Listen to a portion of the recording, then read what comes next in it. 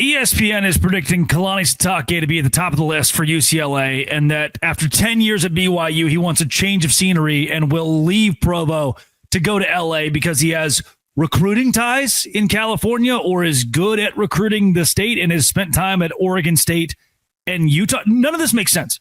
Here's the deal, and here's why I want to visit this topic a little more intricately, because while the New York Times is saying that Matt Campbell of Iowa State could be the guy for UCLA, that ESPN is saying Kalani Sitake is him, I personally, I take no offense if Jay Hill is at the top of this list. I take no offense if ESPN says that BYU's defensive coordinator could be UCLA's next head football coach. What I do take offense to is saying that an established Big 12 head coach in Kalani Sitake may be the next guy in LA.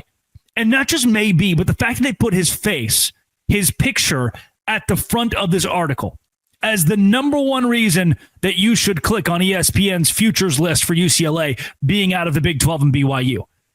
When Nick Saban was the head coach at Alabama, did you hear Nick Saban may go to LSU? Or when Brian Kelly was the head coach at Notre Dame, hey, Brian Kelly may go to LSU. Even when he did, the rumors weren't there. What you don't get, and I'm not saying that Kalani Sitake is necessarily Nick Saban, but there's a degree of respect that comes with being a tenured head coach at one location that the Big 12 does not get, at being an established alumni who is landing 5-star caliber football players with an NIL pocket that is so deep it rivals some of the best in the SEC and the Big 10. Why are those coaches not getting the respect of an established guy at the top of the SEC, of someone who's been at their school for 10 or 15 years in the SEC? Why are we talking about Kalani Sitake in a way that we didn't really talk about Mike Gundy? There were murmurs every now and then, like, oh, well, maybe Gundy would take over at a big-time program like at Auburn.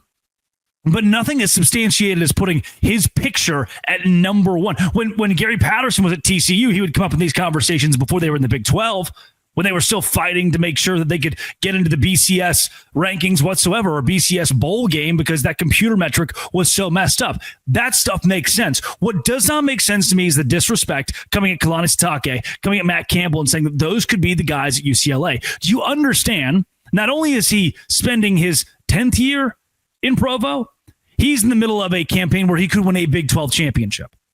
He attended BYU. And if your reasoning, ESPN, is that he's able to recruit California, he's bringing those players to Provo. What I don't get is how the four letters can skew something that seems so right, you know? Like, what we could do in college football is build up the storyline. And here's why I'm irked by this. Not just coming from like a BYU perspective or an Iowa State perspective, but I'm irked by this because we could build a beautiful storyline of commitment, of someone who has a full send mentality about the university that they love, about the opportunity they were given to coach the university they love. For Matt Campbell, it's his decade at Iowa State and building what he's built at Iowa State. For Kalani Sitake, it's building what he's built at BYU, which hasn't always been roses.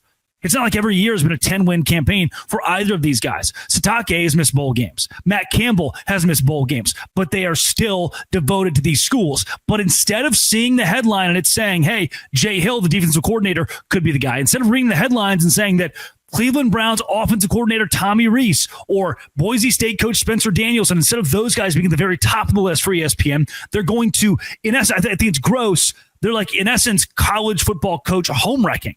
Like, look at this storyline, fan base that should be happy and have their guy. Don't you see how your coach at your lowly university would leave in a heartbeat to go to big, bad UCLA, to go coach the Big Ten, to have the opportunity to have the resources of $20 million plus more per year? I think that's where the buck stops for me. Why can the storyline not be ex-coach gives his career toward X program? Ex-coach is this. Why do we forget the Grant Tafts, who was at Baylor, the Lavelle Edwards, who were at BYU, the Mike Gundys and the Gary Pattersons? Patterson was fired from TCU for spending over 2 decades there as the head coach and gifting his time despite offers at the top of college football. Gundy is going to be fired at Oklahoma State despite getting courted by pretty much everybody at the top. I don't know why we can't sit back and accept the fact that BYU probably has a lifer as its head football coach. that Iowa State has a lifer as its head football coach. Why do we have to look at these guys through the lens of when will they leave? Is 10 years enough? Do they want a change of scenery? I talked to Coach Gary Patterson recently, and I asked him, I said, Coach, if you had all those offers at the top of college football, why didn't you leave TCU? Why didn't you go to the SEC? I'm sure a new challenge can be fun. And he's like, yeah, a new challenge is fun. But he told me in his first 10 years of coaching, he moved 15 times. 15 years of coaching, he moved 10 times. There you go. And he told Miss P, when he took the TCU job, when he got the head coaching job, this is it. I won't move us. We'll win at the top of college football. We'll prove the entire country wrong, and this is the place that we're going to be. That's a storyline I want to follow. Not the ebb and the flow, something gross, like the rumor that Kalani Sitake would uproot himself. Not utilizing the BYU fan base, not utilizing his picture, not utilizing the Big 12 to say, look how low you are. And maybe I'm reading too far into things like this, but it just feels like at every move, at every juncture, it's stuff to push the Big 12 down.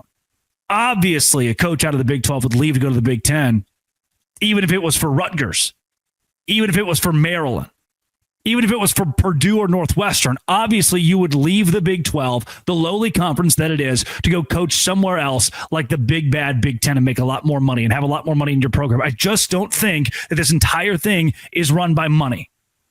Opportunities, sure, but it's not like UCLA is a better opportunity than BYU. It's not. Point blank, it's not. So I think it's irresponsible to have Kalani Sitake as your figurehead in this. I think if you believe Matt Campbell is going to go to UCLA, he's the answer at UCLA. I think that's gross too. Just because they're in the Big 12, just because they've given their life to their school, does not mean that they're not going to be able to. They're not going to be able to sustain unless they leave for the Big 10. They can't sustain unless they leave for the SEC. That's not how this thing works. That's not how Kalani Sitake works. And it just kind of sucks. Like I'm tired of, we are in the middle of the season. It is September 15th, like the middle of September, not even late September. And you're already telling me that this established Big 12 coach who could win a Big 12 title this year is going to leave. Yeah. Fat chance. Today's show is brought to you by the Game Cap. Your favorite hat from the 80s and 90s, yes, I said hat. Your favorite hat from the 80s and 90s is so back. You can get it for the exact same price that it was in the 80s and 90s. Use my code LOCKEDON for a hat that is $16.99. They're vintage styles that are incredible. They're bar or retro circle design. Use code LOCKEDON for an exclusive discount. Legends wear the game. Go to thegamecaps.com. Thegamecaps.com. Use my code Locked On for an exclusive discount because legends wear the game. I think it's silly. I don't know. I got done watching the Chiefs game and I was Andy Reid, BYU, you know. I was like, gosh, I just have more thoughts on this. It shouldn't be a thing. It shouldn't be a conversation right now. The conversation should be BYU has the number one analytic defense in the country per ESPN. And it's not close, by the way. Like the gap from 1 to 2 is the same as the gap from 2 to like 50. I'll talk about that this week as well. That was stupid. This has been It Always Will Be. Locked On. Thanks for making it your first listen every single day. Dose Grande.